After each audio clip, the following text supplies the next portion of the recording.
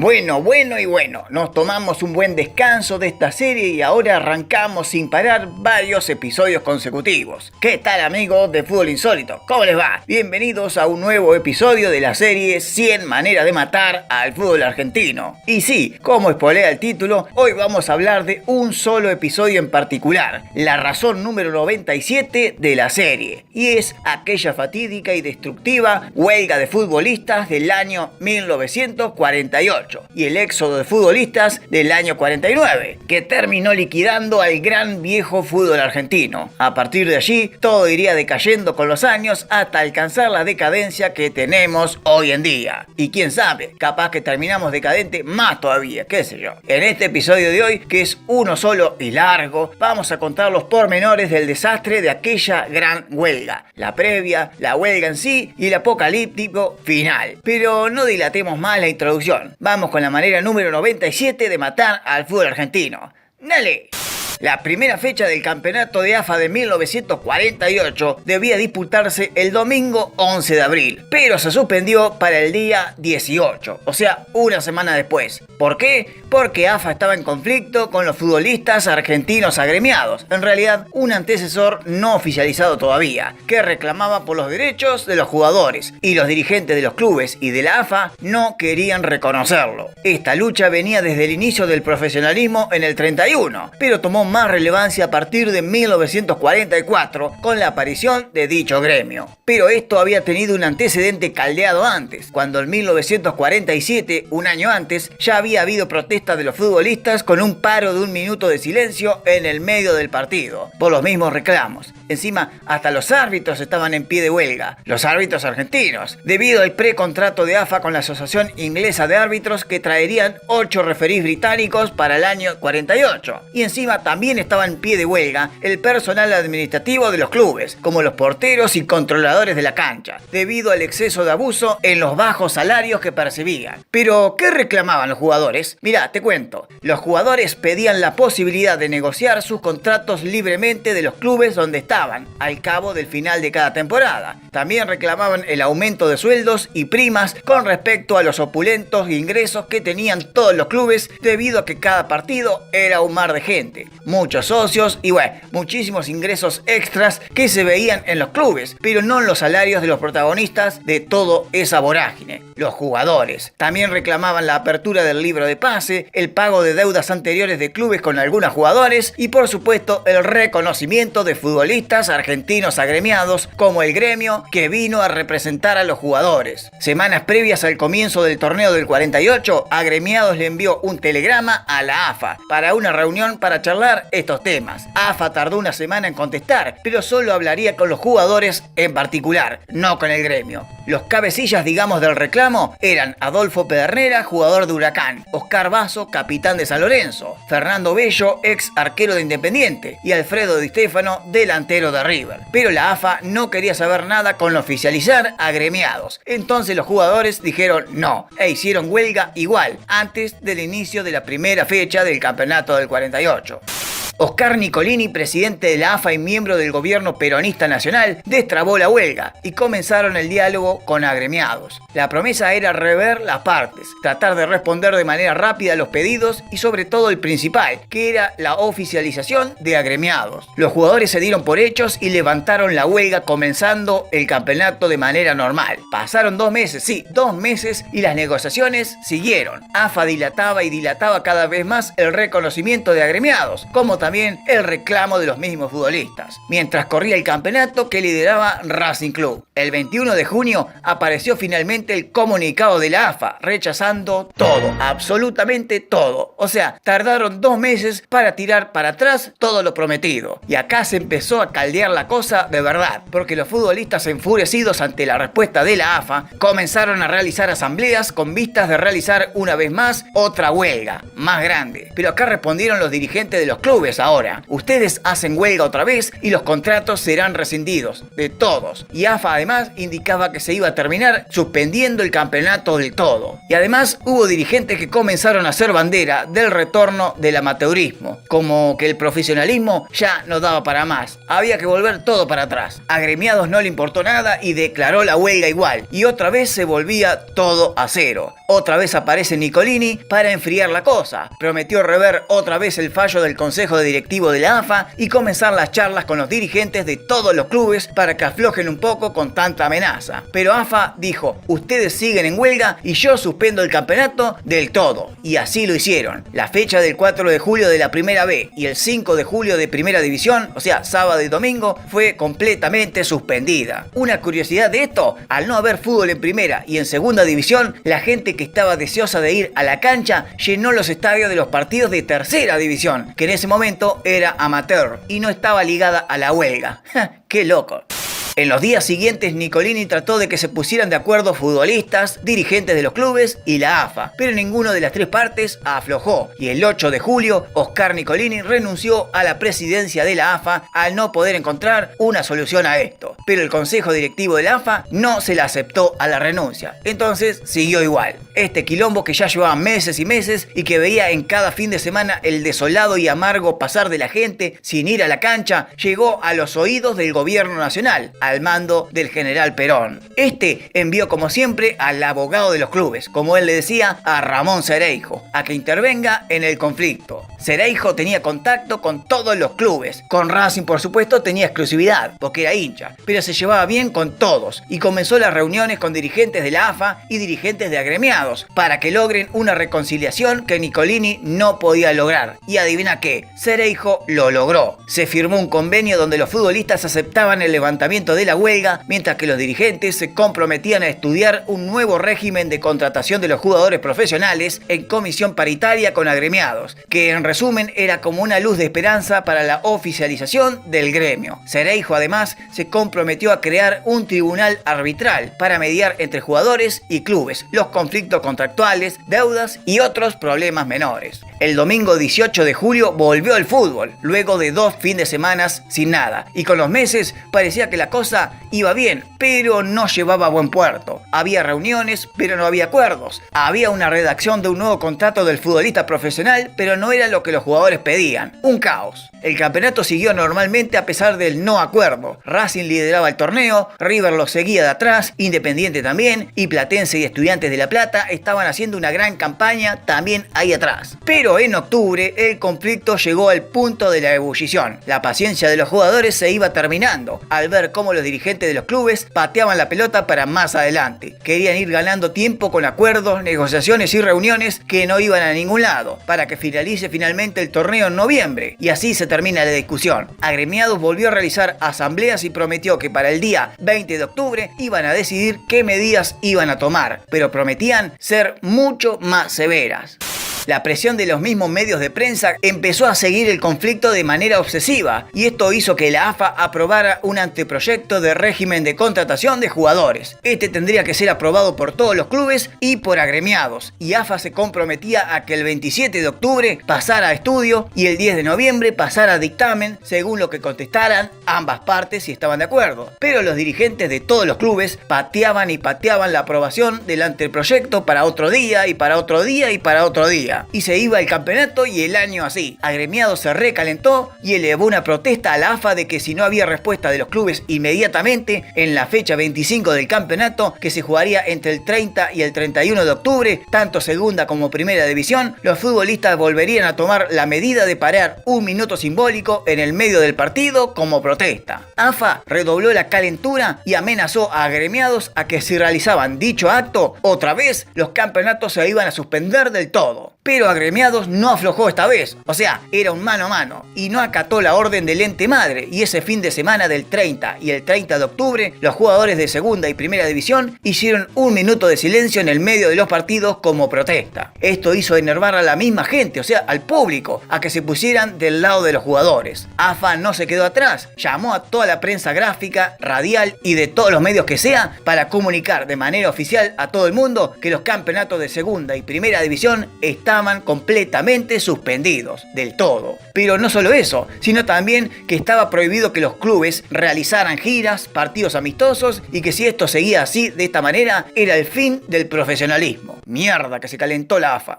Pero otra vez apareció Ramón Cereijo para calmar las cosas. Encima su Racing venía primero y en cualquier momento, en cualquier fecha gritaba campeón luego de 23 años de sequía. Más ganas todavía tenía que se solucionara rápido el conflicto, para ver a su Racing campeón. Pero ni los jugadores, ni los dirigentes de los clubes, ni la AFA aflojaron. Todos estaban recontra enculados. Nadie aflojaba. Todos estaban enojadísimos con todos. Y así pasaron los días y fin de semana sin fútbol otra vez. El 8 de noviembre, el Consejo Directivo de la AFA levantó finalmente la suspensión del torneo, en honor a los hinchas. Quería que vuelva al fútbol, que terminara el campeonato de una buena vez, que faltaban solo 5 fechas para el final, pero con una condición bien traidora. Si había al menos un mínimo gesto de protesta de los jugadores, los futbolistas recibirían duras sanciones disciplinarias. Además, afirmó una vez más que todo volvía a cero, que no iba a haber nuevo contrato ni nuevo régimen de futbolistas, de nada. O sea, una tomada de pelo total. 2 días después, el 10 de noviembre, los futbolistas dijeron: chupame un huevo, AFA, la huelga sigue. Y siguió nomás. El domingo 14 de noviembre la AFA obligó a todos los clubes a reanudar el campeonato y si no incluían jugadores profesionales, que pongan los juveniles o amateurs, lo que sea. Sí, volvía el amateurismo, rarísimo. Y así se desarrollaron las 5 fechas finales del campeonato del 48, con jugadores amateurs o juveniles en otros casos, con estadios vacíos, ya que la gente quería ver los profesionales, no los amateurs. Y en el torneo de primera, por la fecha 26, el puntero Racing cayó en Rosario ante Central por 6-2. Y a la siguiente fecha, Racing cayó en el clásico contra Independiente por 1-0, perdiendo la punta del torneo en manos ahora del rojo. En la fecha 28, Independiente le ganó a Huracán y Racing empató con Platense, quedando afuera del campeonato. Sí, un campeonato que lideraba hacía 3 fechas atrás. En la jornada 29 se jugó el superclásico entre River y Boca, que terminó empatado 1-1, con muy poco público asistente. Uno de los peores en la historia en cuanto a concurrencia. Racing, ya sin chances del campeonato, renunció a seguir jugando el torneo y no presentó el equipo ante Banfield, mientras Independiente goleaba en La Plata a Gimnasia y se consagraba campeón de 1948. En la jornada final, el rojo festejó con su público cayendo contra Chacarita como local y Racing no volvió a presentar otra vez el equipo ante San Lorenzo, perdiendo otra vez el partido. Un papelón mundial. Pará, porque suspendieron los descensos que le cabía a Gimnasia de La Plata. Otro papelón peor, pero el de la B fue peor también, porque en el torneo de la B iba punteando Argentinos Juniors, pero el torneo de la B no volvió a reanudarse, se suspendió del todo y se dio por ascendido a Ferro y Atlanta, porque habían sido los últimos 2 equipos en descender de primera. Nah, qué hijo de pu. Mirá lo que está ese escritorio, papá. Así se cerró el año 1948, recontra conflictivo, con todo el quilombo a flor de piel. No hubo acuerdo, nadie aflojó, hubo un campeón injusto, un descendido que no descendió y 2 ascendidos sin justificación clara. Un bochorno. En enero de 1949, la comisión de la AFA dio noticias alentadoras a resolver el conflicto que aún persistía. Se dio a conocer un nuevo régimen de contratación que daría garantías de pago de haberes y fijaba el máximo del periodo de contratación en 3 años. Luego del cual el jugador quedaba en libertad de acción, pero seguían sin reconocer a agremiados, que eso para los jugadores resultaba un insulto. Encima, el sueldo máximo de los jugadores seguía en los 1.500 pesos fijo, y las duras sanciones a los huelguistas también seguía firme. O sea, no cambiaron nada. Pasó todo enero del 49 y entraba febrero, casi en las primeras jornadas de pretemporada o giras internacionales, y se rumoreaba que Perón o Evita iban a intervenir personalmente en el caso. Imagínate la magnitud del quilombo, ¿no? Para que se meta el mismísimo presidente de la nación. Pero ese mismo mes, la AFA autorizó a todos los clubes a levantar las inhabilitaciones resueltas en noviembre, y durante el mes de marzo se dieron varias reuniones entre las partes para lograr destrabar el conflicto, antes de empezar el campeonato en abril. Dicen que fue la mismísima Eva Perón la que intervino en el asunto de manera categórica. Y finalmente, luego de casi 7 meses de huelga, el conflicto se terminó terminó a finales de la primera semana de abril. Y las modificaciones fueron un nuevo régimen de contratación que incluía finalmente el reconocimiento a futbolistas argentinos agremiados. También renovaba el plazo máximo de 3 años de contrato y el levantamiento de la inhabilitación a los huelguistas que ya vinieran al nuevo régimen. En mayo del 49, el Ministerio de Trabajo y Previsión le otorgó personería jurídica a agremiados y luego los futbolistas firmaron con AFA el primer convenio colectivo de trabajo en la historia, que les garantizaba así a los jugadores un sueldo mínimo. Parecía todo color de rosa, era lo ideal, por fin se ganó la lucha obrera de los jugadores, pero no todo fue de color rosita. Había aún un conflicto en puerta que no se solucionó y que los dirigentes de los clubes y la AFA no querían dar brazo a torcer, y ese era el tope máximo de los sueldos que aún persistía en 1.500 pesos. El conflicto salarial siguió en los restantes meses del 49, luego de comenzado incluso el torneo el 24 de abril. El año se jugó normal, pero el desgaste del enfrentamiento y sobre todo la no resolución del salario máximo hizo que muchos jugadores empezaran a pensar seriamente en abandonar el país. El fútbol colombiano, con el famoso El Dorado, se llevó la mayoría de los cracks argentinos. Es que el fútbol colombiano, sin estar afiliado a la FIFA, contrataba a los jugadores directamente con ellos y no con los clubes correspondientes. Alfredo Di Stéfano pasó de ganar en River 1.500 pesos más primas y premios por triunfos, alcanzando casi los 5.000 pesos, o sea, era el mejor pago del fútbol argentino. Pasó de 5.000 a 12.000 pesos limpios en Millonarios de Bogotá. Obvio que se iba a ir, más vale que se fue. Otros jugadores emigraron al Uruguay, otros a Chile, otros más aventureros se fueron a España o a Italia, e increíblemente hubo otros que se fueron a Cuba, a México y a otros países de Centroamérica también. Más de 100 jugadores de la primera línea del fútbol argentino se fueron del país de Perón. El presidente mostró una decepción con los jugadores total y los empezó a culpar de privilegiados, ya que querían ganar más de 1.500 pesos, cuando el obrero común y corriente en esa época cobraba algo así a 175 pesos, nada más. Perón se sintió traicionado por los futbolistas, porque él había también provocado la unión, había promovido la aclaración del conflicto para el bien de la gente, para que vuelva el fútbol, y los jugadores, una vez terminado el conflicto, a medias, porque no se cumplieron todas las medidas que ellos pedían, eligieron irse igual del país, harto de que todos los dirigentes les tomaran el pelo. Por eso la AFA, ahora comandada por Valentín Suárez, un ex dirigente de Banfield y proveniente de la Fundación Eva Perón, les clavó la expulsión de los contratos con AFA y la prohibición de retornar al país a todos los jugadores, sin antes solucionar el conflicto con el gobierno nacional primero. Entre los jugadores que se fueron del país estaban Alfredo Di Stéfano, que ya lo dije, Adolfo Pedernera, que fue el primero en irse, también a Millonario de Colombia, y detrás de ellos se fue Pipo Rossi, Giudice, Mario Fernández, Castro Servino, que habían sido campeones de Independiente el año anterior, René Pontoni, Rinaldo Martino, que probó suerte en Italia pero volvió rápidamente y se fue a jugar a Nacional de Montevideo, se fue también Julio Cosi, Antonio Báez, Alberto Soto, Raúl Torrens, el Charro Moreno se fue a jugar a Chile, a Bayay de San Lorenzo también se fue, Roberto Alarcón y el mismo Oscar Basso, otro de los cabecillas de la huelga, junto a Pedernera, Di Stéfano y Bello, también se fue del país. Otros que se fueron eran Ángel Peruca, el 5 de la selección argentina, sí, también se fue. Héctor Rial, que después se juntó con Di Stéfano en el Real Madrid en la década del 50. Juan Hover, que se fue a jugar a Peñarol de Montevideo, se nacionalizó uruguayo y jugó el Mundial para Uruguay en el 54. Se fue Ferreira, un histórico defensor de la máquina de River, Castaño, Rodríguez, Venegas, Villarino y Moore de Rosario Central, Feliciani, Mascarelli, Otagio y Pellegrino, Walter y Mourín, dos ex independientes ahora en Gimnasia de La Plata, también se fueron. Pairú, Amándola y Serioni de Quilmes también se fueron. Mario Boyé, que probó suerte en Italia, pero regresó rápido contratado por Racing en 1950. El único club que no se desarmó. Y sí, el único club que sobrevivió al éxodo del 49 fue Racing, el equipo de Ramón Cereijo, que vio frustrado su posibilidad de ser campeón en el 48 debido a la huelga. Este puso dinero del Estado para mantener el plantel titular completo de la academia. Y Racing en 1949 jugó el torneo con los mismos 11 que había salido casi campeón el año anterior, con Rodríguez al arco, García Pérez y Palma abajo, en el medio Fonda, Rastelli y Ernesto Gutiérrez, y arriba el 5 clásico original, Salvini, el Tucho Méndez, Bravo, Simes y Suet, dirigidos o entrenados mejor dicho por Guillermo Stabile, el director técnico de la selección argentina y Racing al mismo tiempo, y bajo la tutela de entrenamiento de D'Amico, uno de los mejores preparadores físicos del fútbol argentino y del deporte argentino en general. Era obvio cómo salió Racing en el 49 y campeón, por supuesto, cortando la racha de 24 años sin ser campeón, y por primera vez lo gritó de manera profesional. Racing repitió título en 1950 con Boyé como incorporación total, rompiendo el mercado de pases. Y en 1951 también fue campeón. En el año 52 y 53 perdió el campeonato en las últimas jornadas con River. Y en 1954 ya sin Ramón Cereijo como apoyo logístico y económico, ya que había sido desplazado del gobierno nacional, Racing perdió terreno y en 1955, luego del derrocamiento de Perón, se terminó la mano de Cereijo a Racing, ya que empleó el exilio.